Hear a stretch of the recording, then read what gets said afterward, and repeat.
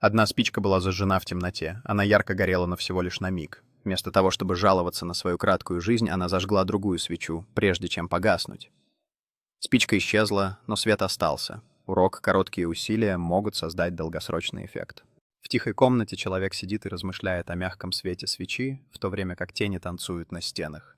Теплый свет от свечи освещает открытую тетрадь, заполненную идеями, иллюстрируя вдохновение, полученное от краткого пламени спички. Свеча, теперь полностью зажженная, гордо стоит на деревянном столе, излучая тепло и свет в темной комнате. Иллюстрация различных спичек, расположенных в круге вокруг светящейся свечи, символизирует связь между кратковременными искрами и долговременным светом. Рука тянется к светящейся свече, отбрасывая нежную тень, когда она приближается, олицетворяя желание поделиться светом с другими.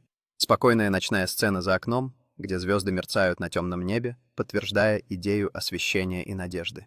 Группа друзей собрана вокруг свечи, улыбается и делится историями, их лица освещены теплым светом, создавая атмосферу связи.